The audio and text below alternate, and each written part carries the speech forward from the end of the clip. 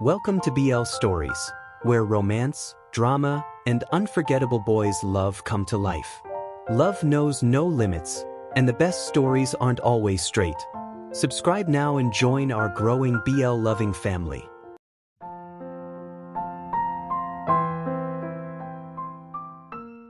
Alex's POV.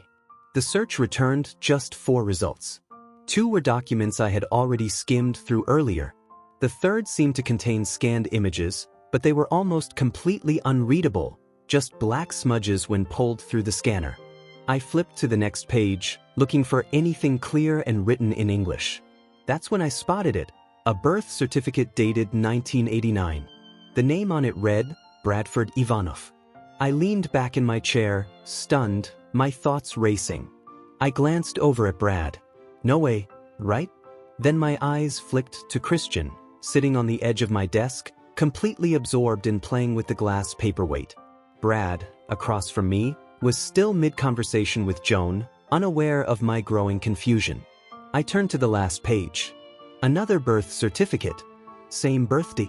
But this one had a different signature and name, Bradford Stevenson. "Hey Brad," I asked, pulling my eyes away from the screen.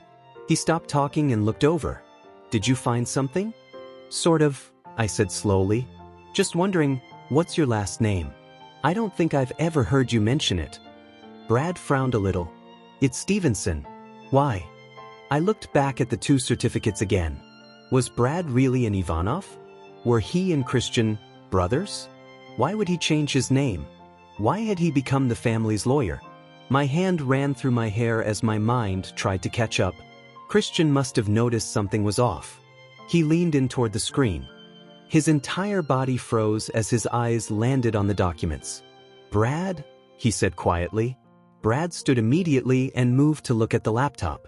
Joan followed closely behind. "Who is Bradford Ivanov?" I asked, flipping between the documents.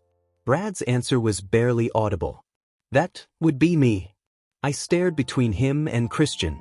"You two are?" Christian finished the sentence for me. "Brothers. We're brothers." Joan gasped. "Wait, what? You two are brothers? Brad, you're also an Ivanov." Brad pinched the bridge of his nose, looking weary. "It's a very complicated story. One that's hard to explain in just a few minutes." "Great," I said, crossing my arms, "because I just cleared my schedule." Brad and Christian sat back down. Joan took a seat beside Brad, while Christian returned to the edge of the desk. Christian took a deep breath. "Brad and I don't have the same father," he began. "Our mother's past is far more difficult than most people know." He continued, voice steady but heavy. "Before she met my father, she ran away from home as a teenager. Her household wasn't safe, and by the time she escaped, she was already 7 months pregnant with Brad. She never told anyone who the father was. She fled Russia and settled in a small city in Ukraine. After giving birth, she left Brad at an orphanage for his safety and made her way to the US. It was in the States where she met my father, a young entrepreneur. He was completely taken by her and even chose to take her last name when they married. Soon after, I was born during a trip back to Russia. They had already started building Ivanov Corp together.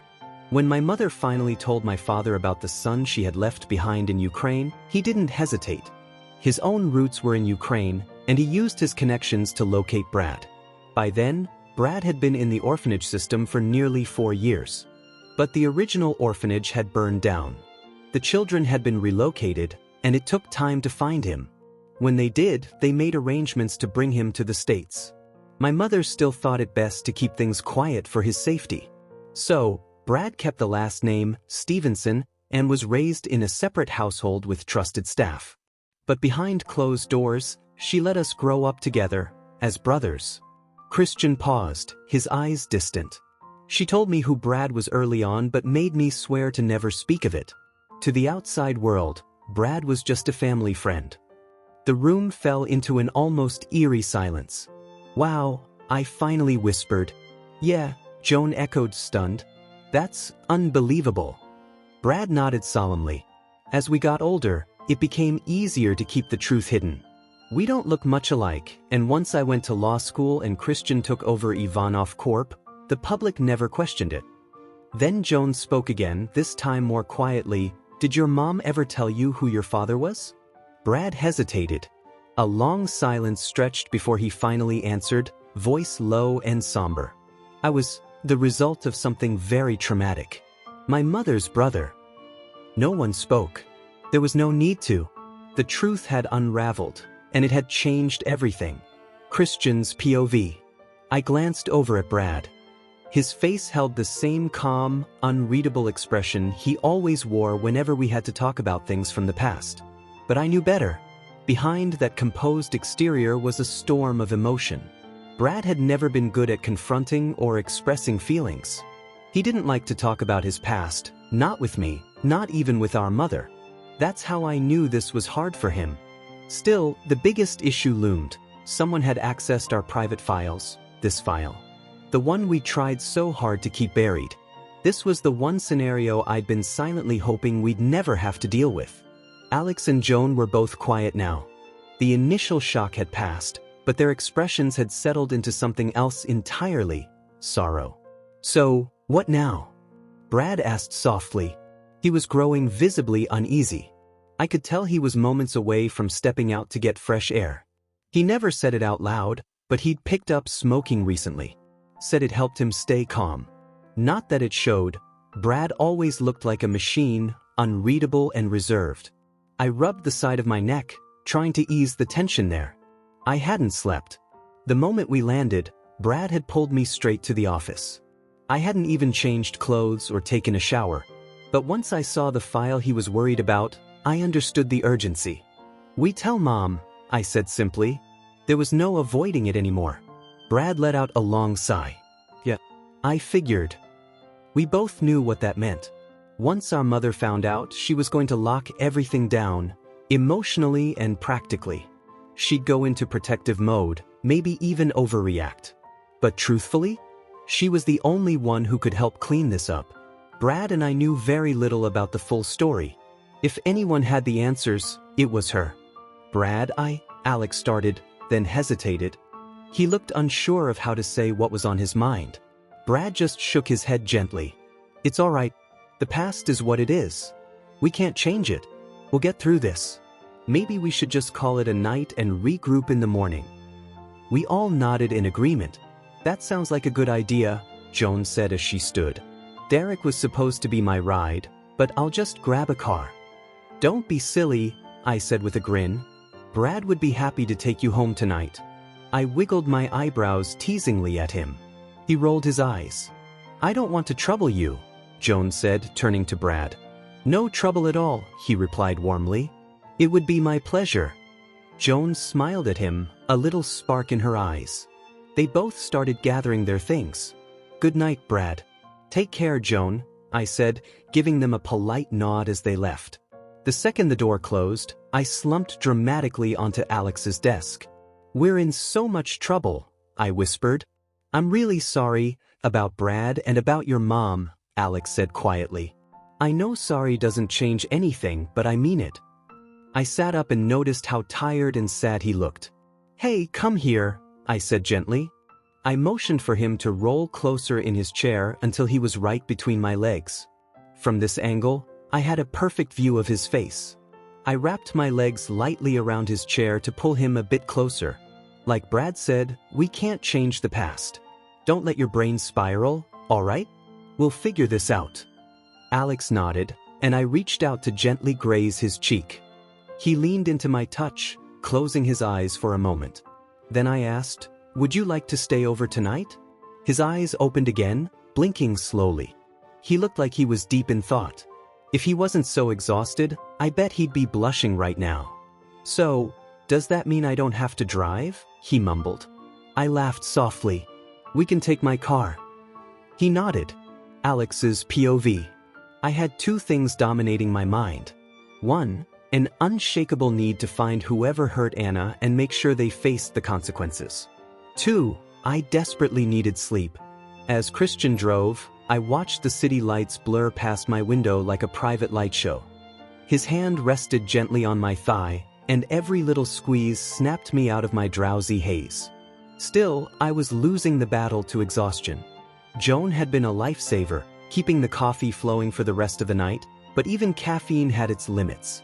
"We're almost there," Christian said. I wasn't sure how long I'd been drifting, but before I knew it, we were pulling into the gates of his place. And then it hit me. This was the first time I'd be spending the night at Christian's. My stomach did a little flip. We could always go back to my place, you know? A place where I was less likely to knock over expensive decorations. "Don't be ridiculous," Christian replied as he got out of the car. "Let's get you to bed." I took a deep breath and followed him. It had been a while since I'd been here.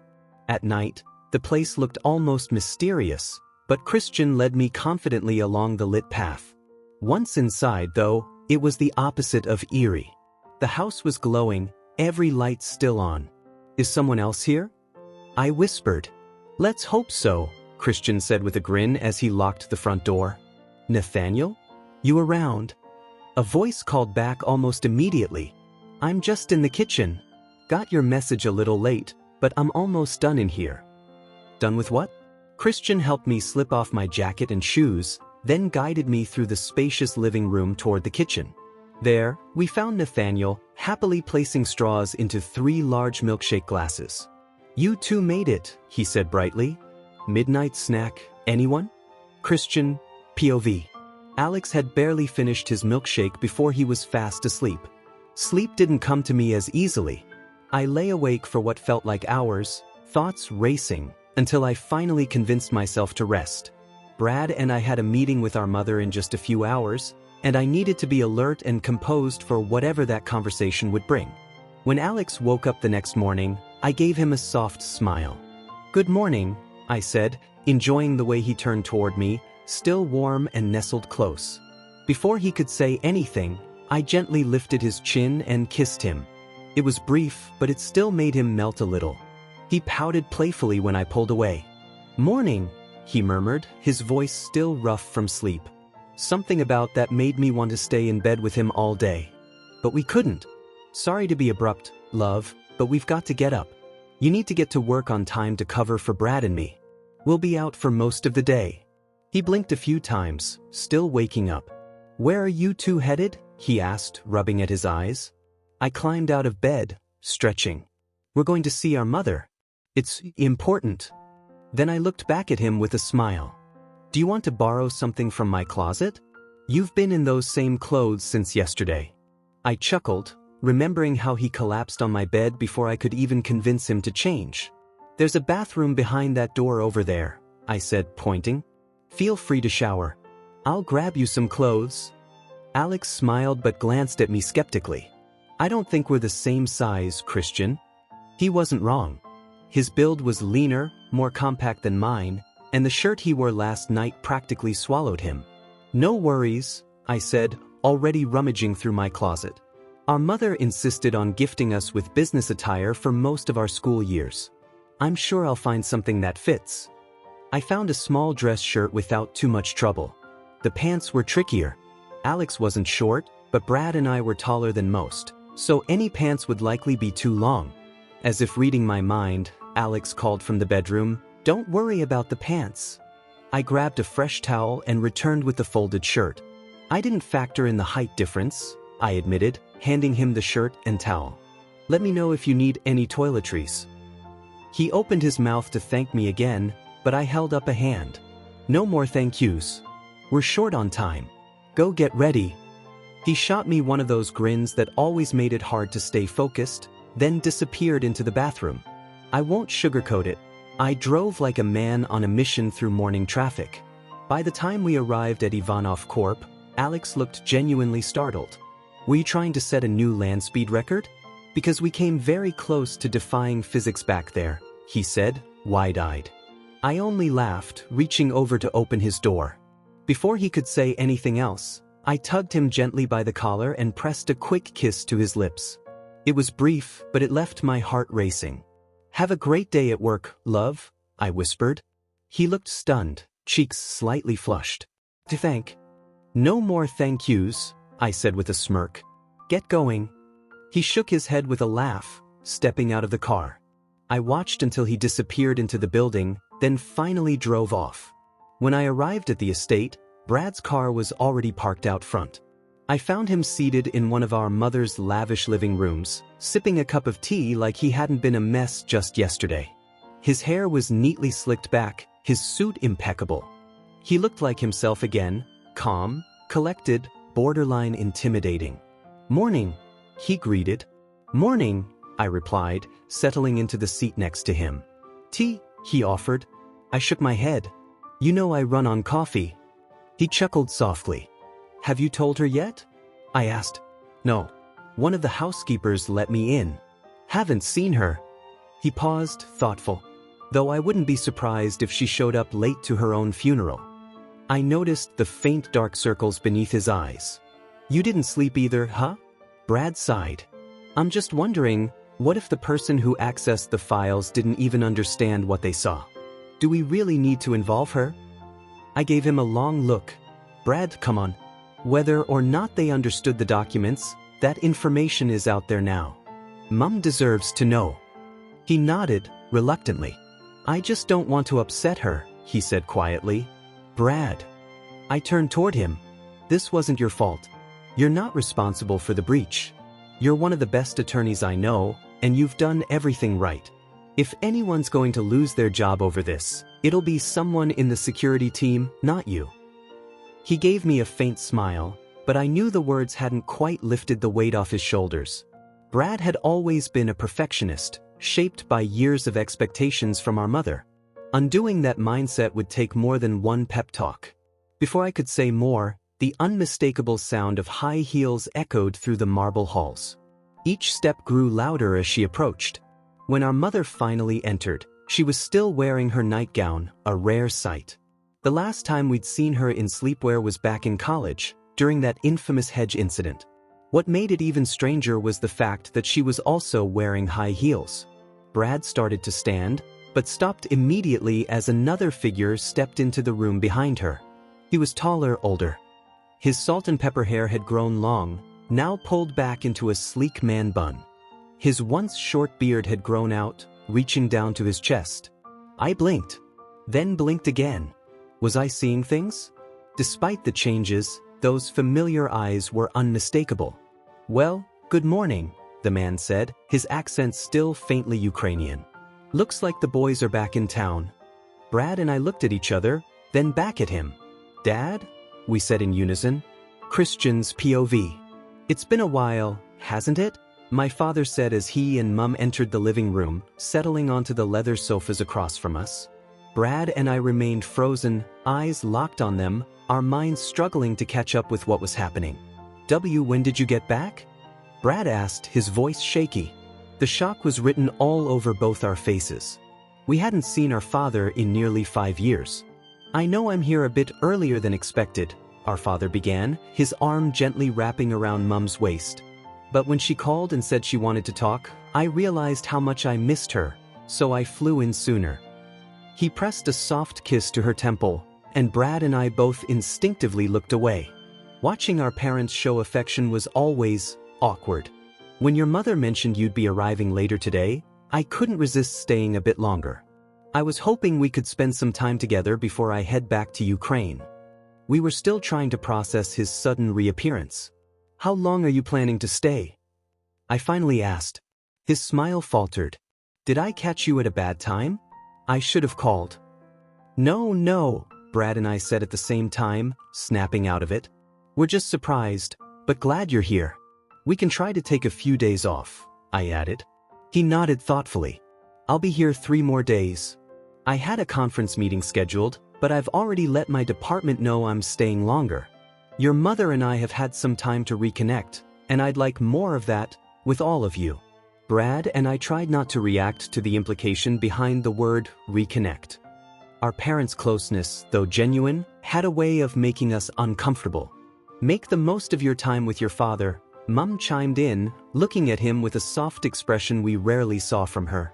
"You know how busy he is." Even if it made us cringe a little, seeing Mum this relaxed was something I appreciated. My father brought out a softer side of her, one that even Brad and I couldn't. To be clear, our father wasn't a bad man. Far from it. But he had a presence about him, an intensity that demanded attention and respect. When he got angry, he didn't raise his voice often, but when he did, it echoed. He never laid a hand on either of us, but the way he carried himself was enough to make anyone think twice before disappointing him. In that way, he and Mum were similar. Powerful, unshakable, and quite frankly, a little intimidating. "What was it you two came here to talk about?" Mum asked, her gaze sharp now. "You never just visit for fun, do you?" Before either of us could respond, our father's voice cut in. "Wait, you don't visit your mother regularly?" His tone shifted, darker. "Why is that?" A chill ran down my spine. "Our apologies, Father," Brad answered quickly. "We'll make more of an effort." "You'd better. Starting now, you'll come for brunch every Sunday morning. No excuses. I don't want to hear about missed visits again." His words were final. Brad and I both looked down, accepting the new decree without argument. If our father said it, it was law. That's how it had always been. "I've only got one more year of research before I can relocate to the States permanently," he added. "Until then, I expect you to take care of your mother, just like you promised." "Yes, sir," I replied quietly. My palms were growing clammy. Had Mum told him about the Larrington deal falling through? Did he know about work? If he found out everything that had gone wrong? Brad looked like he wanted to explain, but no words came out. I took a breath, preparing for the storm. "Brad and I came today because we've run into a serious problem," I began. "When I returned from my business trip, Brad told me there had been an unauthorized user who accessed our company's server the night before." "You were hacked?" Father asked sharply. His cheerful expression was gone in an instant. Mum's loving demeanor dropped too. She leaned forward, eyes locked on us. "Yes," I replied, my voice quieter now. "We ran a scan to see which files were accessed. Some were sensitive. One of them contained personal records. Brad's birth certificates. Both of them." Mum's face went pale. Father gripped the armrest of the couch so tightly I thought he might break it. "No," Mum whispered. She looked genuinely afraid, something I'd never seen from her before. Father stood up, so suddenly Brad flinched. His expression was one of tightly controlled fury as he looked at each of us. "Where are you going?" I asked. He didn't answer right away. Then, with a low voice that carried absolute authority, he said, "I'm going to change. We've got work to do, boys." Alex, POV. "My head hurts," Derek groaned. I glanced over. He was doodling all over one of the files instead of doing the work Christian had assigned us. Typical. If it weren't for the bruises across his forehead, I might have leapt over the desk and smacked some sense into him. Apparently, Derek's girlfriend had gone off on him the moment he got home last night. The bruises? From the barrage of random objects she'd hurled his way. She thought he smelled like another woman. He said it was because an old friend hugged him on the way home. Honestly? Could have been a hug. Could have been something else. With Derek, you never really knew. He was a bit of a wild card when it came to loyalty. Joan and I usually took the same stance on Derek's relationships. Not our relationship, not our problem. That said, we might have cared more if the women he dated and allegedly cheated on weren't so chaotic. Still, I couldn't help but hope he'd eventually find someone truly right for him. There had to be someone out there, right? I looked up just in time to see Derek knock over his coffee mug. The entire cup spilled across his khakis, leaving a very unfortunate stain. He jumped to his feet, and in the process, the ice pack he'd been balancing on his head fell and smacked Joan right in the face. The glare she gave him could have frozen lava. Derek immediately scooted away, mouthing a silent apology. Yeah, maybe he's not quite ready for a healthy relationship. Derek, just end it already, Joan said firmly. Everyone knows that relationships not doing you any favors. But the chemistry is great, he muttered. Joan smacked the back of his head. Ouch, he whined. If that's all you're after, then be honest about it, I said. Stop jumping into committed relationships when you know you're not ready. But most women don't want something casual, Derek argued. So, your solution is to lead someone on pretending you're fully committed, just to get what you want? That's not fair to them, Joan snapped. Derek lowered his gaze, clearly caught off guard by her directness. Well, when you put it like that, there's no other way to put it, sweetheart. Find someone who actually makes your life better, not someone who turns it into a war zone. And considering your lack of health insurance, maybe avoiding more injuries wouldn't be the worst idea. I couldn't help but laugh. Joan had a way of being brutally honest while still caring. She wasn't wrong either. If most people expected 60 more years of life, Derek was about 3 bad relationships away from running out of time. I often wondered where he even met these women. Enough about Derek's life choices, Joan said, turning to me. Are you going to the gala this year, Alex? Yeah. Christian said it's important I be there, I replied, glancing up from my computer to meet her eyes. Oh, that's great. I'm excited for you. The food's always amazing and the open bar doesn't hurt either. You've been too busy the past few years to attend. It'll be good for you. I smiled, but it faltered slightly. The real reason I hadn't gone before was simple. I didn't have anyone to bring. Derek had taken his parents last year. Joan brought her mom. She would have brought her dad too if her parents could share a room without turning it into a courtroom.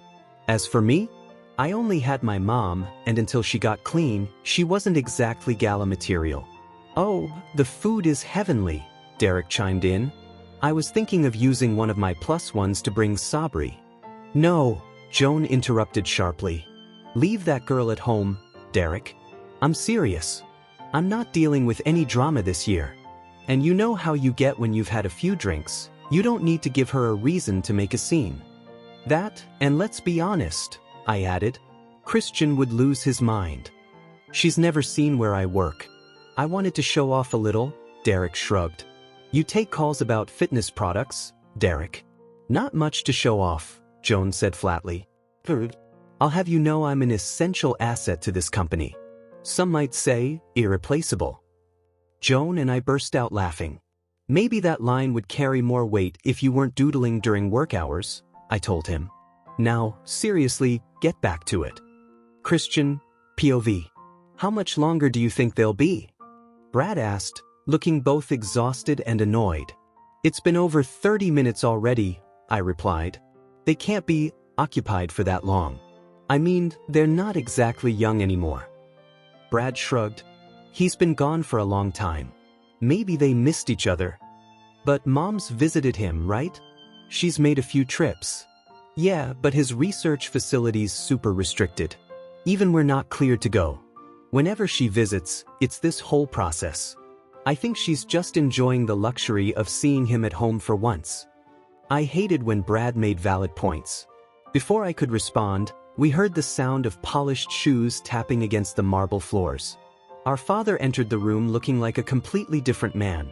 His beard trimmed, hair neatly tied back, dressed in a suit so sharp it looked like it belonged on the cover of a fashion magazine. You two ready? He asked. Brad and I nodded. Is Mom coming?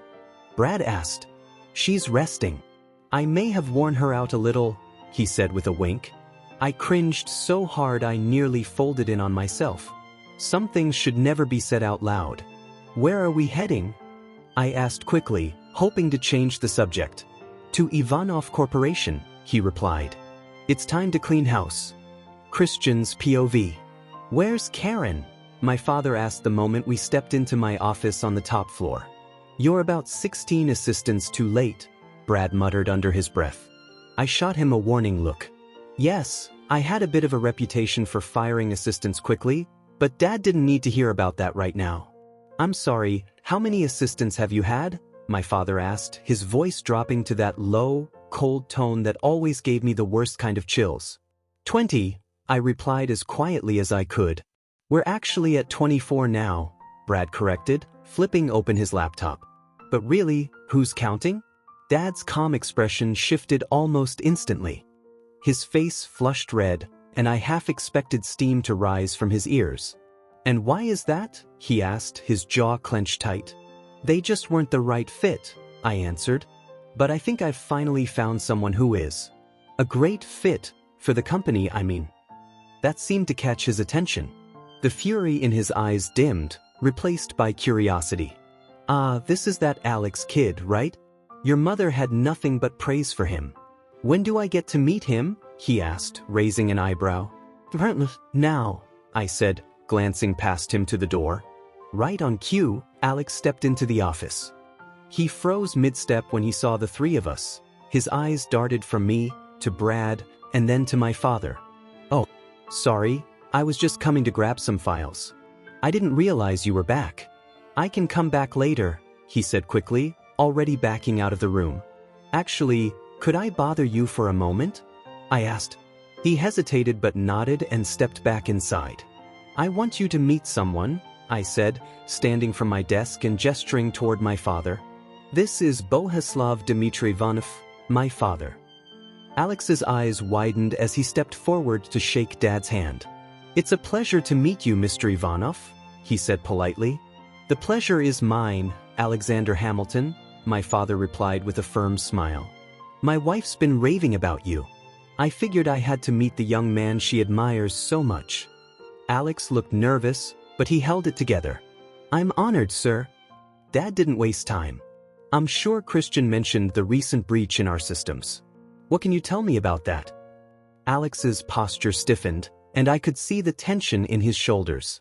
Unfortunately, I wasn't in the office when it happened. I was in New York with Christian. But I oversee the IT department, and we've been working hard to trace the source of the breach. We've collected data on the user involved and are doing everything we can to isolate their location. You oversee the IT department? My father asked. Yes, sir, Alex confirmed with a nod. Well, that makes things easier. My father paused, then said, You're fired. Alex stood frozen in disbelief. Let's not rush to conclusions, I said quickly, stepping in before Alex could even react. He's been instrumental in trying to fix this. He had no part in the breach. That's nice and all, Christian, but someone has to be held accountable. I'm not leaving this building without firing someone. Your mother would be furious if I didn't do anything. I'm sure we can find someone else, Brad added from behind his laptop. Mother probably wouldn't appreciate us letting Alex go, especially given how much she respects him and how hard he's working to resolve the issue. Dad paused for a moment, thinking. Then finally said, I suppose you're right. You're lucky, Alex, your job is safe. For now. Alex still hadn't moved. He looked like he'd just witnessed a disaster. Thank you, sir, he stammered. However, I expect nothing less than excellence from you moving forward. Christian, why is this young man doing 2 full-time jobs? He's overseeing IT and acting as your assistant. I locked eyes with Alex as my father asked that. Truthfully, I hadn't expected Alex to last this long. When I offered him the assistant role, part of me thought he'd quit within weeks. My work habits weren't exactly easy to adjust to. But here he was, still standing beside me, still choosing to stay. Alex brings fresh ideas and a unique perspective to the table, I explained. He's analytical and solution-oriented, and he's honestly reshaped how we operate. It might be unorthodox, but it's been working. And what was so wrong with how you were running things before? My father asked pointedly. Brad snorted a laugh. I made a mental note to get back at him for that later. Surprisingly, it was Alex who spoke up next. I think I just helped Christian better understand the voices and concerns of the people around him, he said carefully. Sometimes leaders get so focused on the end goal, they forget the team helping them get there. I just offer a little perspective. A little bold there, Alex, but not wrong. To my surprise, my father smiled. Sounds like you're exactly the man my wife spoke of, and then some. We Ivanovs may have strong personalities, but we have our strengths too. Sounds like you recognize that in Christian. And just like that, Dad stood up so quickly it made both Alex and me flinch. Now it's time to solve a bigger problem. Can you show me exactly what happened in the system breach? I'll need to make some calls before the day's out. Alex nodded firmly. Yes, sir. Alex, POV. What did you say your father's name was again? I leaned over and whispered to Christian. It's Bohuslav Dmitrievich, he whispered back. Why does his name sound like it's made entirely of consonants and missing a few vowels? Christian chuckled and shrugged. I wish I knew. Everyone just calls him Slav for short. Slav looked up at us from across the room, and we both quickly straightened up. "Can I fire this one?" he asked, pointing at Cole, one of our IT team members. Cole, our data processing specialist, froze mid-typing. His eyes widened in panic as they darted between Christian, Slav, and me. Everyone on the floor seemed to hold their breath. Christian glanced at me. "Can we fire him?" he whispered. I quickly shook my head. "He's only responsible for uploading files. He doesn't handle security." Christian gave a small nod. "It's a no-go, Dad. He's not involved in the breach," Christian called out. Slav didn't look thrilled with that answer but moved on. The entire IT department looked like a scene from a suspense film. Most of these employees had never seen Christian in person before, let alone his father, one of the original founders of the company. The atmosphere was so tense, I half expected someone to pass out from sheer panic. "You want to catch a movie after this?" Christian whispered, casually leaning toward me. I blinked at him. "After this?" "Christian, we don't even know when this will end." He gave a small shrug. "Just a promise to ourselves that we'll do something fun when it's over." You know what sounds fun right now? Deep, dreamless, light still and kind of sleep. The kind where you wake up confused about what day it is. He grinned. "That actually sounds like something we could do together." I turned away quickly, hoping he didn't notice how red my face was turning. "Could you not say things like that while your dad's 5 feet away?" I hissed. "I'm trying to stay professional here." "Christian, what about this one?" Slav called again, pointing now at Xavier. Christian turned to me like clockwork. "What about him?" "That's the unpaid intern you hired 4 months ago," I said flatly. "In my defense," he replied, "HR handles all the hiring." "You personally gave him the tour," I shot back. Christian suddenly became very interested in a loose thread on his shirt. "And no, we can't fire Xavier. He's working toward ours for a position at Silent Night Security." "Christian," Slav called out. "Am I firing him or what?" Xavier looked like he was debating whether to run or hide under a desk. Christian finally called out, "That's a no-go too, Dad. He's just an intern." Slav sighed and moved on, clearly disappointed that his firing spree was being blocked at every turn. "The gala's coming up next weekend. Are you excited?" Christian asked me. I gave him a small smile. "It'll actually be my first time going." He raised an eyebrow. "Why is that?" "I've just always been busy, I guess," I said, skimming the truth. "I am excited though. I just haven't figured out what to wear yet." "No problem. I'll handle it," Christian said immediately. I shook my head. "No, really. I've got it covered." "At least let me come with you to pick something out?" he asked, clearly trying to meet me halfway. Before I could answer, Slav interrupted again. "Christian, what about this one?" He was now pointing at Daniel. Christian glanced toward the man and leaned in. "And who's that?" "That's Daniel, our security director. He's actually in charge of monitoring the network for any suspicious activity. He can be a bit abrasive, but I don't think he should be fired." "Better him than you," Christian said quickly, before giving his dad an enthusiastic thumb up. Slav's face lit up. He clapped a firm hand on Daniel's shoulder, hard enough to make the man flinch. "It brings me no joy to say this," Slav began, then turned to Christian. "What's his name again?" Christian looked to me. I sighed and muttered, "Daniel." "Daniel, my boy," Slav said, turning back. "I'm sorry, but we'll need to let you go. Please gather your things." I leaned toward Christian again. "We usually give people until the end of the day. Security will need time to revoke his system access." Christian nodded. "Hey Dad, IT needs time to handle some technical stuff. Let's give him till the end of the day." Daniel was experiencing what I could only describe as emotional whiplash. One second he looked ready to cry, the next, like he might snap. But he simply stood and began gathering his things. If I had tried to fire him, it might have gone very differently, but Slav was another story. Before Christian and I could say anything else, Slav approached us. "I'll be heading out now," he said. "I've seen what I needed to see." "Where to?" Christian asked. "Back home. I've got some calls to make." I might extend my trip so I can attend the gala with your mother this year. Christian's lips twitched into a tight but respectful smile. Of course, father. We'll see you then. As soon as Slav left the room, Christian turned to me with a smirk.